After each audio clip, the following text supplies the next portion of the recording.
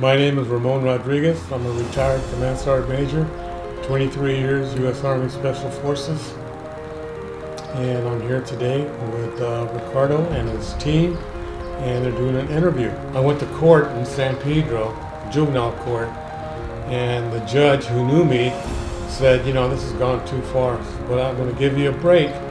He says, if you pass the Army test with your father's permission and signature, I'll let you go in the military. And if you're good for 3 years, I'll expunge your record. So my dad was all excited. Yeah, I'll sign, So he signed, and I went. My whole life has changed. 17 years old, never been away from my hometown, and getting in there and people start yelling at you and calling you a shithead. And until you get your wings, and once you get your wings, you're the other person talking to other people that aren't airborne qualified. So it's like a ritual. Yeah. When I first joined the military, I didn't have any schooling at all, educational. And when I retired, I have 3 degrees.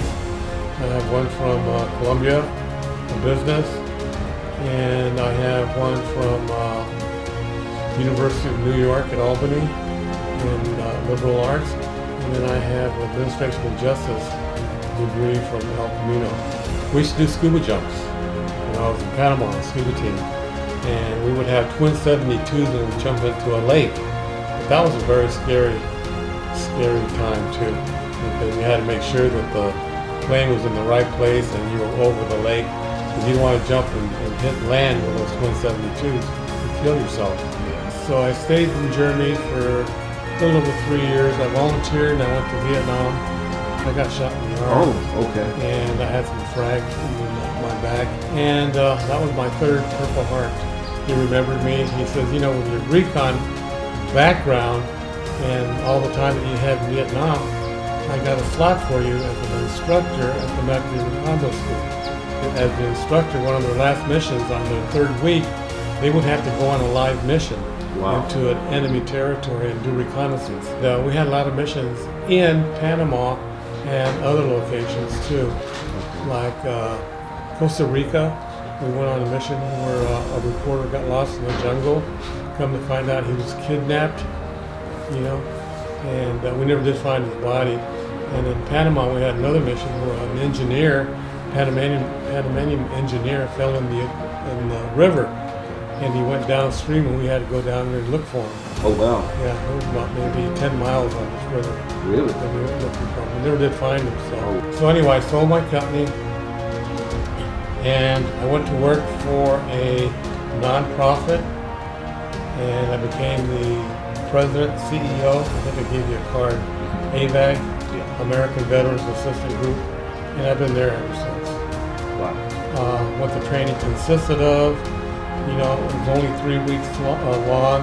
The first week was administrative, map reading, weapons and stuff like that. And the second week was air operations, repelling from helicopters, doing reconnaissance by helicopters and stuff like that, looking and finding drop zones and landing zones.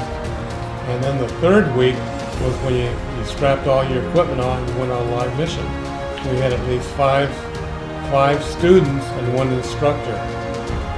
And we would go out, and while I was there, I think I did about maybe 15 or 16 missions while I was there. But once you make a Command Sergeant Major, you become property of the Army, and they send you where they need you.